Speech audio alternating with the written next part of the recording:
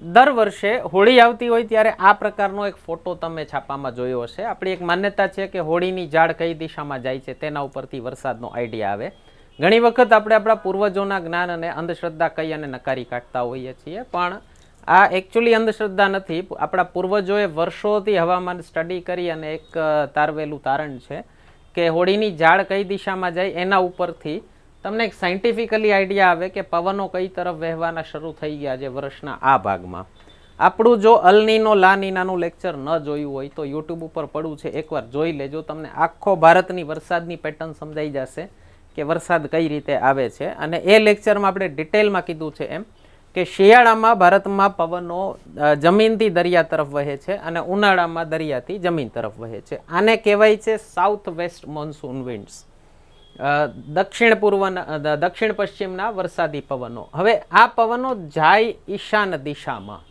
Okay, આને ગુજરાતીમાં આપણે કહીએ છીએ ઈશાન દિશા. ન યાદ રહીએ તો યાદ રાખજો, અહીંયા કૈલાશ છે અને ત્યાં મહાદેવ બેઠા છે. મહાદેવનું એક નામ ઈશાન છે, માટે આ દિશાને ઈશાન કહેવાય છે.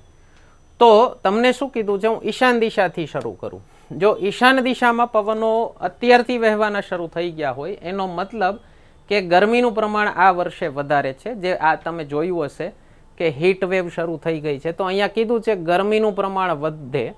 ઉનાળો વહેલો બેસે, અહીંયા મારા ખ્યાલથી ટાઈપિંગ મિસ્ટેક છે. ઉનાળો વહેલો બેસી ચૂક્યો છે જે આપણે અનુભવીએ છીએ. અને એની સામે ઓપોઝિટ દિશામાં જો પવન વહેતા હોય, મીન્સ હોળીની ઝાડ ઈશાન દિશામાં ક્યારે જશે? જો અત્યારથી સાઉથ વેસ્ટ મોન્સૂન વિન્ડ શરૂ થઈ ગયા છે.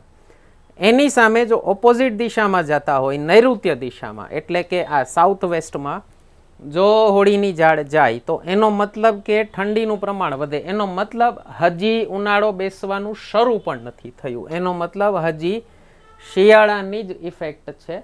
એટલે શું કીધું છે, ઠંડીનું પ્રમાણ વધે, ઉનાળો મોડો બેસે, વરસાદ સાધારણ રહે. અને વાયવ્ય દિશામાં જો નોર્થ વેસ્ટ તરફ અત્યારથી પવનો જવાના શરૂ થઈ ગયા હોય તો કીધું છે તોફાની વરસાદ આવે. અગ્નિ દિશામાં જાય, જો આ દિશામાં પવનો જતા હોય સાઉથ ઈસ્ટમાં તો દુકાળ સંભવ છે, ઓછો વરસાદ થાય. અને આની જ ઓછી વધતી ઇફેક્ટ આ દિશાઓમાં આપી છે કે જો પૂર્વ દિશામાં પવનો જતા હોય તો ખંડીય વૃષ્ટિ પ્રમાણે વરસાદ થાય. જો દક્ષિણ દિશામાં હોય તો વરસાદ ઓછો થાય. જો પશ્ચિમ દિશામાં જવાનો શરૂ થઈ ગયો હોય તો ઉત્તમ ફળ આપનારો વરસાદ થાય. અને જો ઉત્તર દિશામાં હોય તો સારો વરસાદ થાય. તો મારી દ્રષ્ટિએ ખૂબ જ સાયન્ટિફિક સિસ્ટમ છે. આપણા પૂર્વજોએ વર્ષોથી ભેગા કરેલા જ્ઞાનનું જ એક સ્વરૂપ છે. તો આપણા પૂર્વજોનું જે પણ જ્ઞાન હોય એને અંધશ્રદ્ધા કહીને નકારી ન કાઢવી. ઘણી વખત સામાન્ય રિસર્ચથી ખ્યાલ આવી શકે કે સાયન્ટિફિક જ્ઞાન છે કે અંધશ્રદ્ધા છે. આ પ્રકારની નોલેજેબલ પોસ્ટ માટે ફોલો કરી લેજો, સબસ્ક્રાઇબ કરી લેજો. ધન્યવાદ.